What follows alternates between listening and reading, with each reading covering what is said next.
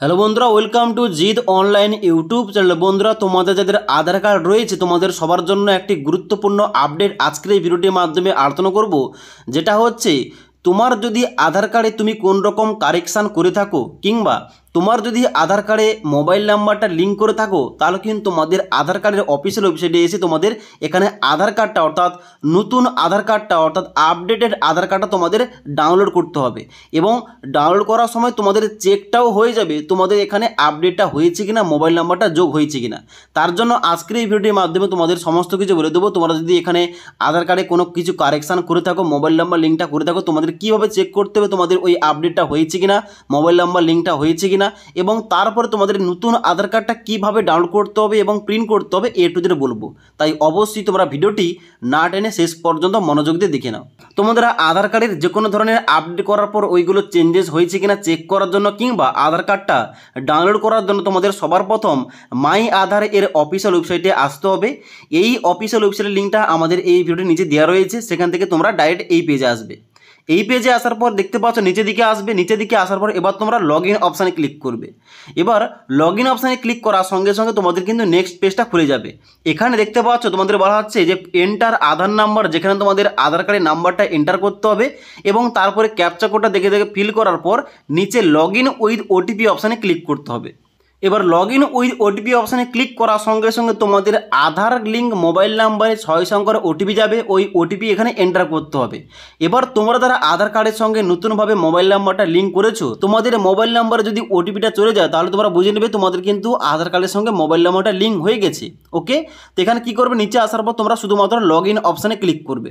এবার log in অপশানে click করার সঙ্গে সঙ্গে তোমাদের কিন্তু আধার কার্ডের এই ড্যাশবোর্ডটা এইভাবে ওপেন হয়ে যাবে, যেখানে কিন্তু তোমাদের নিচে সমস্ত রকম সার্ভিস শো করবে। ওকে, তো এবার তোমাদের বলে দিই, তোমরা যারা আধার কার্ডের কোন রকম আপডেট করেছো কিংবা চেঞ্জেস করেছো, ওইটা চেঞ্জেস হয়েছে কিনা তোমরা ওইটা কিভাবে চেক করবে। চেক করার জন্য ডান দিকে দেখতে পাচ্ছ একটা তোমাদের ছবি দেওয়া রয়েছে, এখানে কিন্তু ছবিতে তোমরা ক্লিক করবে।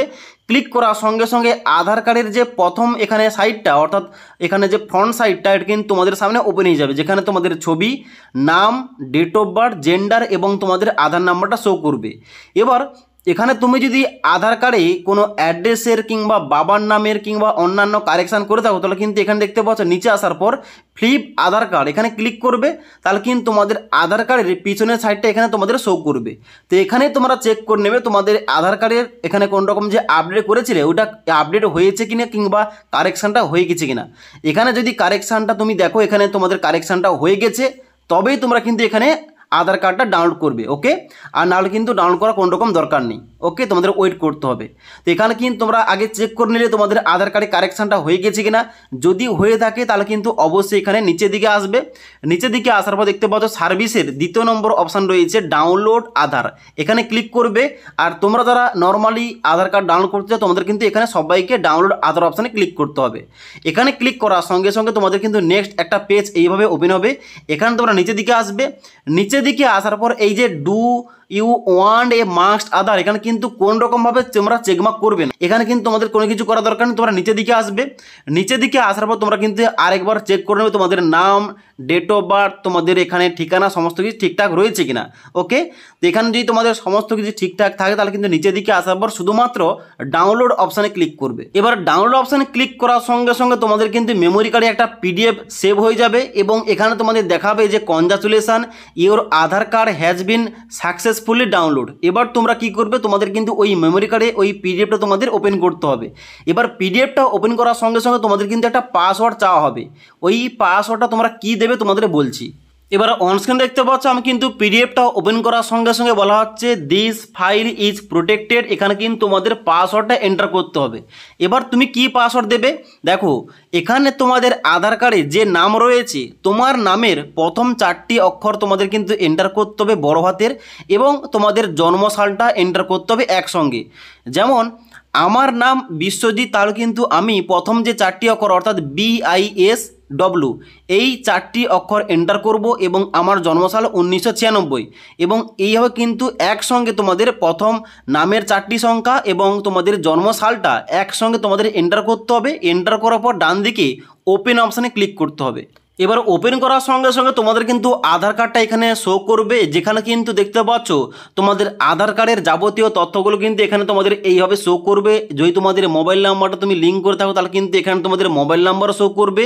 এবং এখানে কিন্তু তোমাদের একটা সমস্যা দেখবে, তোমরা যখন মোবাইল থেকে ওপেন করবে এখানে তোমাদের দেখাবে সিগনেচার নট ভেরিফাইড। এখানে কিন্তু তোমাদের জিজ্ঞাসা উঠে আসে, এখানে কিন্তু তোমাদের অবশ্যই সিগনেচারটা ভেরিফাই করতে হবে, এখানে কিন্তু টিক চেনও করতে হবে। ওকে, তো এখানে কিন্তু অবশ্যই এটা কিন্তু মোবাইল থেকে এখানে সমস্যা হবে, তার জন্য কিন্তু অবশ্যই তুমি যে দোকান থেকে প্রিন্টটা করবে ওই সাইবার ক্যাফে গড়লে কিন্তু অবশ্যই তোমাদের এখানে ভেরিফাইটা করে দেবে সিগনেচারটা।